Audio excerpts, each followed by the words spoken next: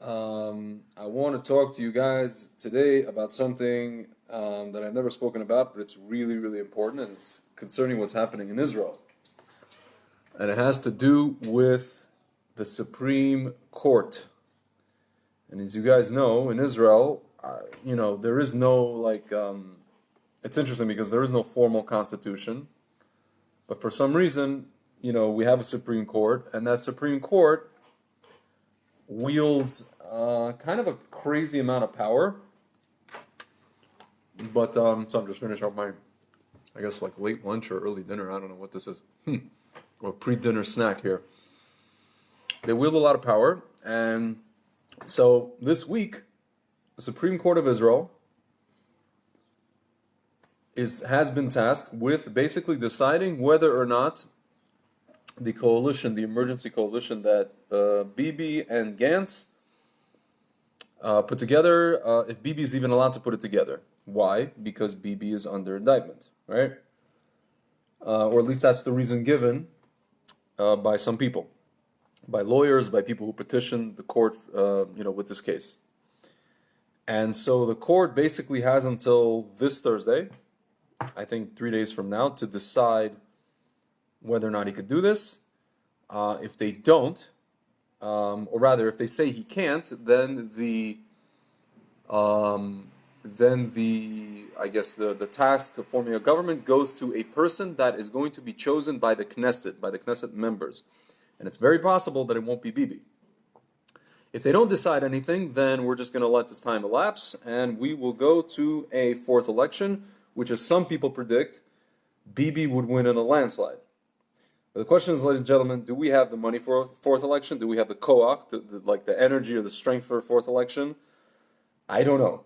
I don't know if this country, given what's been happening with coronavirus and all these other things, I don't even know if we have the cash for that kind of stuff. I don't know where we're going to get it. We might do what America's been doing, or the Fed's been doing, which is basically printing, shekels, printing dollars, and devaluing a currency, unless we have something to back it up with, which I don't even know because apparently the world is running out of gold reserves, like physical gold. So, different conversation. But what I think is interesting is that I'll tell you guys, I've been thinking a lot about this, and I notice, if you notice that this whole lockdown began right after Purim, and obviously what happens in Purim, we wear masks, and and then right after the lockdown, we were forced to wear actual masks, and now you guys see everything that's happening in the world.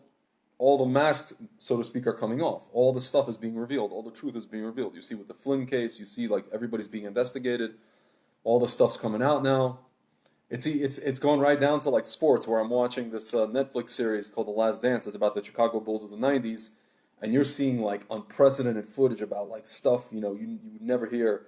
You would never even know that these players would say, or you would think that they would say this kind of stuff. About each other, about the executives, about the coaches, about, just different things. Like, I was watching a thing, somebody taped, like, I don't know, Michael Jordan in a car in Barcelona during the Olympics, talking about how, like, oh yeah, I'm going to wear this jacket, during the gold medal ceremony that says Reebok on it, but I'm, the company that I have is Nike, the shoe that I use, and I'm loyal to Nike. So he was saying, like, these guys are not going to know what hit them. I'm going to cover this Reebok thing. And like, it's funny, like everybody knows, or speculates that was the truth, right?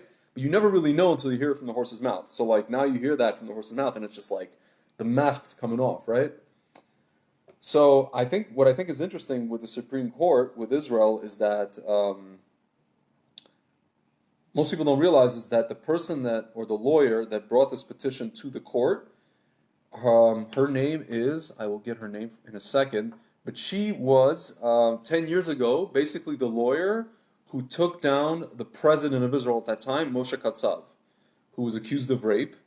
And it's interesting because the whole case began in 2006, and there was this whole thing of like, they couldn't produce enough evidence, they couldn't produce forensic evidence, and then it just turned into a thing where the case was supposedly dismissed in 2007, and then it was reopened again, and they somehow managed to like convict the guy based on like individual testimony of women who didn't know each other, and it was like just similar stories, and it was actually kind of crazy. And the lawyer, her name is Daphna.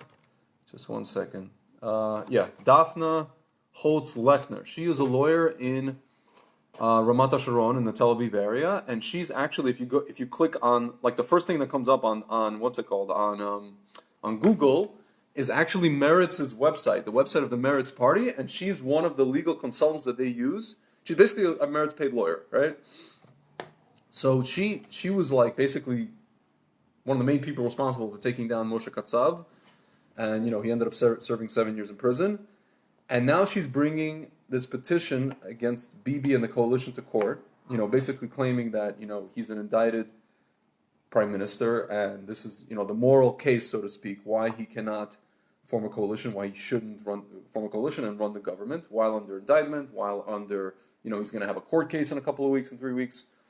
And it's interesting, this whole, her presentations have been basically televised and live streamed in the Supreme Court of Israel. And it's like, it's a high profile thing. It's like one of these things where, like, the last time you've seen anything like this was probably, I don't know. I don't even know if they showed the Katsav case on TV. I wasn't here, but obviously, the Nuremberg trials and what is it? The trial of, what's his name? The Eichmann and stuff like that. So, Nuremberg trials that was actually in Nuremberg. But the Eichmann trial was shown, here in Israel, right? So this just shows you the gravity of the moment, right? And what most people don't realize is that there are 15 people who sit on the Supreme Court. The head of the Supreme Court of Israel is this woman by the name of Esther Chayut. She was appointed. She is the only person on that entire court who was appointed by, guess who? Moshe Katsav. The head of the, not just the head, but the Supreme Court justices are appointed by the president of Israel, not the prime minister, but the president. So if you look at the list of the Supreme Court justices, I'll just read it to you. I think at least half of them were appointed by Rivlin, which is essentially like saying that they were appointed by the Likud party. They were appointed by the right wing, supposedly, or right of center person who was the president. So you just look at the list, right? Esther Hayyu was appointed by Katsav, Meltzer, Hendel, Vogelman, Amit, Solberg, Daphne Barak Erez were all appointed by Shimon Peres. So you're talking about there's 15 people, so 1, 2, 3, 4, 5, 6. 6 of them were appointed by Shimon Peres, and then the rest were appointed by Reuven Rivlin, right? And it's interesting, friends, that like a lot of people talk about how the Supreme Court of Israel, it's a bunch of lefties, a bunch of Erev Rav, they hate themselves and this and that. Ladies and gentlemen, most people don't know this, that there was a list that was created in 2016 by the, I think she still will be the Justice Minister, Ayelet Shaked of Bennett's party, and she created a list of 28 people that are considered for the Supreme Court, and 12 of them were like what we call from the national religious camp, Dati Leumi people, and one of those people actually got chosen to be in the Supreme Court. Her name is Yael Wilner, and she is actually a person who was part of what's called the Gush Imunim settlement movement. She was one of the people that settled the first settlements in Israel, right? A place called Shavei Shomron. Yeah, she was young. She was very young. She was like 20. We're talking what? She was born in 1915. Yeah, so she was like 20 years old at the time, maybe even younger. And so we have a person like this, who went to a religious high school in Beit Vagan, a religious neighborhood in Jerusalem. Her grandfather was one of the mashgichim, one of the principals of Merkaz Rav school, which is like the main or yeshiva. It's the main Rav Kook yeshiva. So she comes from this line, this woman by the name of Yael Wilner. But what's interesting is that the people on the Supreme Court that are looking at this case, out of the 15 justices on the Supreme Court of Israel, only like 11 of them are looking at the case. I don't know why they did it like this. I guess it's some kind of rule that only 11, I guess they choose the 11 out of 15. They don't want too many people, whatever it is. But ladies and gentlemen, my point with all this is that I'm looking at, like, when this whole thing started during Purim, and, if you know the story of Purim, the whole point of story of Purim is that HaShem really hides its face, and you look at all the machinations that happened with Esther and Mordechai and Ahasuerus and Haman, and you see how everything happened according to, it wasn't like miracles, right? It was just natural law and machinations seemingly done by people, but it's almost as if Hashem was just using people as pawns, right? So you look at everything that happened with the election. You look at like Lieberman, everybody hated Lieberman. He was going after the religious people and this and that and the other. People don't realize that Lieberman was, Hashem was using Lieberman as a pawn against Bibi, right? That's it. And you see now Lieberman's gone. Like, he's basically, I don't know if he's going to come back or whatever, but he's just like, no one has heard from him since. he's like out of the picture, right? He's totally marginalized. He's supposedly going to be part of, I don't know, maybe the opposition, whatever it is. And now you look at this situation. So who's going after Bibi? This woman who's like Meretz. She's part of like the most left-wing party in Israel, right? And it's interesting, the head of the Supreme Court, what is her first name? Her first name is Esther. It's very interesting. And lo and behold, she was the only person to be appointed by Moshe Katsav, the person whom was taken down by this Daphna, whatever her name is, this lawyer, who's now going after Bibi, who's now trying to take down Bibi. And I was watching, these hearings today, and I didn't, obviously I'm like, my Hebrew is not fully materialized, and I was watching these hearings, and from what I can understand, I saw kind of this contentious battle, and you see like, basically this Esther Hayut, the head of the Supreme Court, she's basically just deflecting everything this Daphne woman's saying.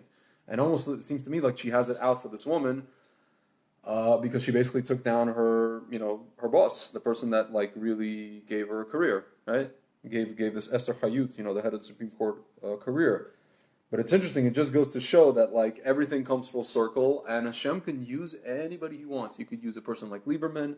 He could use a person like, the head, some lawyer from Meretz or whomever to do whatever He wants, ladies and gentlemen. So now you may be asking yourself the question, Tzvi, like what the heck, like. What, you want a lefty to be the Prime Minister of Israel? Ladies and gentlemen, I'm reiterating this now in this video, and as I told you before, the Prime Minister of Israel, the current Prime Minister, Benjamin Netanyahu, he's been the Prime Minister for the past 10 years. And, for those of you who were telling me that, okay, I'll get to it later. He was Prime Minister before that, when he was in his 40s, and then he became Prime Minister again when he was 60.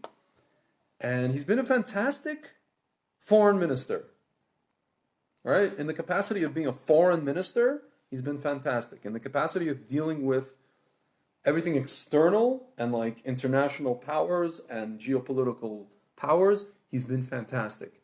In the capacity, and I'm telling you guys this as a person who made Aliyah originally in 2010, lived here from 2010 till 2013, traveled here every single year since then, and then I moved back 4 months ago. So I basically have like been, in and around Israel for the past 10 years actively.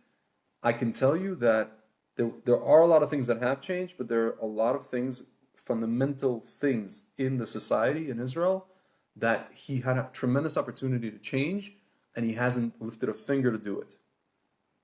What am I talking about? I'm talking about, first and foremost, if you come to many or most secular school kids in Israel, talking about secular school kids in Israel, they do not know something as basic as the Shema Israel. They cannot say the Shema. Ladies and gentlemen, I'm not talking about having a theocracy. I'm not talking about having a Haredi state or this or that and the other. I'm talking about something like to the effect of where the Jewish people are connected to their own spiritual culture, are connected to what it means to be here in the land of Israel, and why are we even here? We have kids who are graduating high school, mainly in the Tel Aviv area and these other places where they're graduating high school, they're going to, some of them don't go to the army, right? You want to talk about Haredim, don't go to the army. I don't know if you know this, like at least a quarter of the kids in Tel Aviv, secular kids, are getting like letters from psychiatrists to avoid the army, to skip the army, right? And what are they doing? They're going and okay, they're going to travel in Thailand and Argentina and Brazil and this and that and the other, right? Or they are, just one second, my friend is, one sec.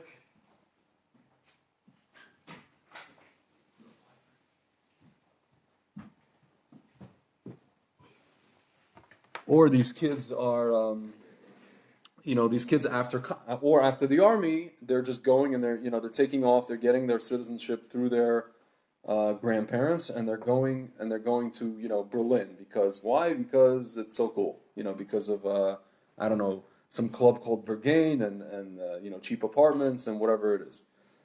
This is what people are doing, because you know what? At the end of the day, they're not real. They're thinking to themselves, why do I need to be in this country in the middle of the Middle East if I have like there's no purpose for me here? Meaning like there's no what we call in French raison d'être. Like there's no culture being instilled in these kids, right?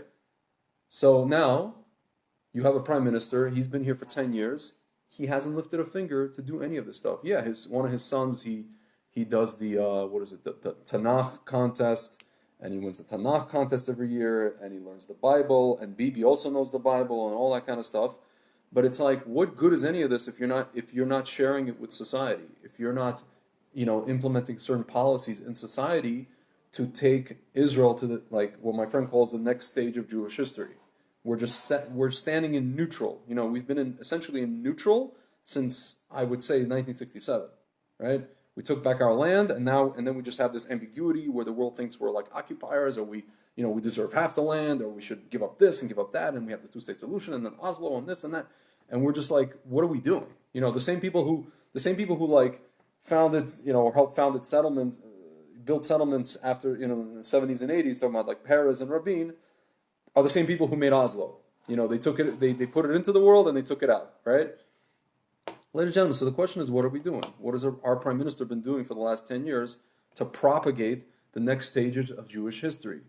I can tell you, ladies and gentlemen, not a hell of a whole lot. And all this talk of annexing Judea and Samaria and all this kind of stuff, the only reason we've been talking about it is two reasons. One is because the last few years, especially during Obama, there's been a lot of people and a lot of movements, both in the government and non-governmental organizations, that have been pushing facts on the ground in Judea and Samaria, in these places. And also now we have a president in America called Trump, who's basically telling us, like Esav told Yaakov, what's yours is yours, right? Just take it. Golan is yours. Judea and Samaria is not disputed territory. Golan is recognized. We recognize this, we recognize that. That's it. They're telling us. And meanwhile, we're just like dragging our feet. Yeah, we'll do it after this. We'll do it after that. We got to see this. We got to do that. We don't know that. Ladies and gentlemen, like, what are we doing? So now, people are asking, so Tzvi, who do you suggest to be the prime minister?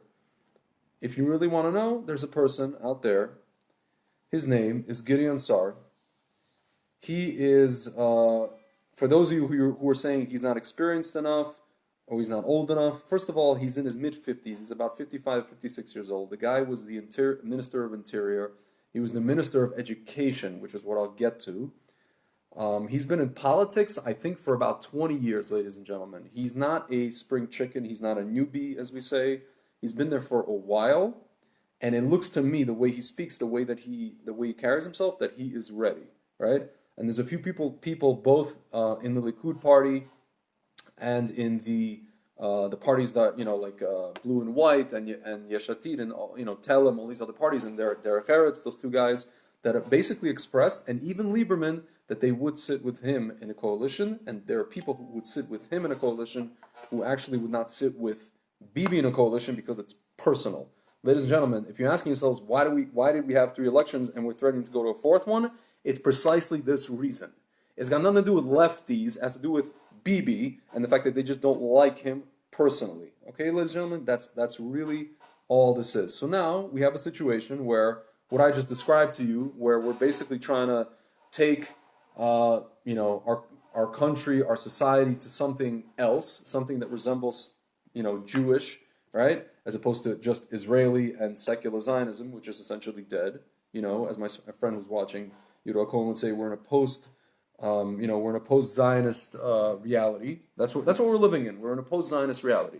We're not in the reality anymore of Jabotinsky. We're not in the reality anymore of Herzl, of all these people. We are in a post-Zionist reality. We are in a reality where we're trying to merge what's happened over the last 100 years with the state of Israel and bring down HaShem and His Torah down here. Again, not Haredi, not theocracy, not Iran, but just us. We're trying to become ourselves. So how do we do that, right?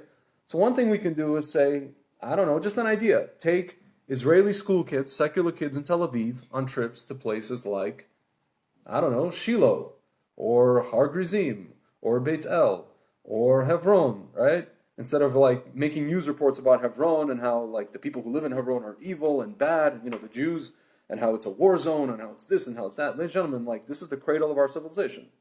This is where Abraham and all these, Yitzhak and Yaakov and all these people are buried, and Leah, Rachel is not buried there. Leah is buried there. I mean, ladies and gentlemen, like, what's up? Again, what are we doing? And if we're not doing that, we're stagnant. We're sitting in neutral as a country, as a society, really, right? So now maybe we can have a person instead of a person who's the prime minister and is like this kind of regal guy, and he goes around the world and he speaks nice English and he's American educated. Where did he go? UPenn and MIT. We can just have a guy who knows the education system in Israel, who's both respected by the right wing, by settlers and Tel Aviv people, who comes in and says, okay, let's install little by little, tick-tock, as we say in Israel, little by little, programs in secular schools to get people back in, or kids back into the mindset of, why are we here in this land? Who are we as a nation? Instead of after the army or after high school picking up and going to Berlin, moving to Berlin and never wanting to come back to Israel again. Ladies and gentlemen, I mean, like, not to say that people who love Israel don't leave Israel for different reasons, but like, this is what's happening, ladies and gentlemen. And then people like myself, Americans, crazy Americans are getting up and leaving America and coming to Israel because we actually believe in it, and we actually have a reason to, like, spiritual and ideological reasons to be here, which is interesting. This gentleman by the name of Tzvi Fishman wrote an article. I don't know if you guys read it on Art Sheva. He said there's a big failure also in the Zionist movement in the diaspora, especially in America, where people are so like, yeah, we're proud of Israel, we love Israel, and this and that, but they're not actually, first of all, they're not pushing Aliyah, they're not doing what was done in previous generations, right, with the Zionist movements, which is basically, the goal was to leave the diaspora, and why was the Zionist movement created? Because you wanted your own land, and you eventually wanted to leave places like Russia and, Ukraine and Poland and Germany and all these places, right? And you wanted to, that was the whole point, to make Aliyah, not to sit in the diaspora country, you know what I'm saying? That was the whole idea. And now it's just kind of like, again, it's just a neutral movement. Just got a phone call in the middle, and I have to just tell this person, as much as I love him to pieces, that I am live, and I will call him back. 1 second. Yeah, so... Yes, ladies and gentlemen. So that's where we're at, and we need a person to come in and basically just, be what's called a steward, Steward, a steward prime minister to augment, to steer the education system in Israel, to steer, to mend the divides within Israeli society. Because again, it seems to me that Bibi in these past 10 years, he's only happy to let the media run amok and take religious people and run them through the mud, and then religious people go and then they are like, oh, these guys are Rishoyim, all seculars are Rishoyim, and it's just like this divide. Meanwhile, you see in Israeli society, organically, people are trying to have like some unity, right? Religious and secular. You can walk around Jerusalem, even Tel Aviv. People do interact. People do, come in contact with each other. They get along. It's just like the media stirs this up, and it's just like, you see in America where you have a president like Trump, love him or hate him, but the guy, if he doesn't like something that the media is doing, he goes after them and he says, I really don't like what you're doing. Stop doing that, right? In his language, right? He goes after these people and he says, like, you guys are this, you guys are that, and whatever, and liars, and whatever it is, fake. And Bibi is just kind of like, he does everything like, either he's not doing it, or he's just happy to like let it slide, or he has maybe he just has friends in these places and he just doesn't want to inflame, certain, some of his allegiances. I don't know what the reason is. I'm not going to go so far as to call him like Erev Rav or whatever it is, but whatever the reason is, he's just letting Israel, as he calls it, remain in the status quo, right? He's letting us just remain in neutral, which is what we've essentially been since 1967. So, with that said, ladies and gentlemen, listen, for all we know, at the end of this week, we may have a situation where the Knesset will pick maybe nominate a different person other than Bibi to be the prime minister. And if it doesn't happen, we may be going to a fourth election, which is completely insane and unprecedented. I hope that doesn't happen. If that does, it could be, and here's the thing, it could be that, according to all polls, Bibi would win by a landslide, but what they're not considering is what's called the bad PR optics that Bibi might get from his upcoming trial, for his indictments, which is going to be on May 24th. And you could say, well, nobody's going to care, whatever it is. Well, if they choose to live stream that every single day of it, just like they've been live streaming this court case, ladies and gentlemen, I don't know about Bibi's, I really don't know about Bibi's fourth election and his landslide. And it may just be that public pressure will force him to just basically say, you know what, this is just not going to work. And, maybe hand over the power to somebody else. Or maybe, just maybe, Rivlin will grow a backbone, the president, and will say, listen, man, I'm going to forget about all this. I'm going to let all this go. I'm going to pardon you if you just kind of step away from politics for a little bit. Listen, man, you're 70 years old. You can be in my position in a couple of years. You can be the president. You could be like the right-wing version of Perez, and fly around the world just like you've been doing for the past 10 years. People respect you, right? Save face. You could be the president. That's what, elder statesmen do. They go from prime minister to president, right? It's a different position, right? And you can appoint whoever you want to the Supreme Court. Okay, that's it. That's basically the story. That could happen, but for all knowing Bibi, I don't think he's going to relinquish power so quickly, so easily. But listen, at the end of the day, ladies and gentlemen, we see from all of this that HaShem can do whatever he wants. He could use whoever he wants, whether it's Lieberman with his barking about Haredim and his buses on Shabbos, whether it's some Meretz lawyer. He could do whatever he wants, whenever he wants, and we're just sitting back and we're watching the show. Just like we're going to watch a show, and I'll cover this in a different video, we're going to see the show, what's going to happen in America, which I like to call, you guys heard of Cirque du Soleil? I call it, it's going to be Cirque du Deep State, where you're going to see all these people, and if you thought this Flynn thing was exciting, that's just the tip of the iceberg, ladies and gentlemen. We are in for a show for the second half of 2020, leading into 2021. And we shall see what happens. Or as my mother said today, it's popcorn time.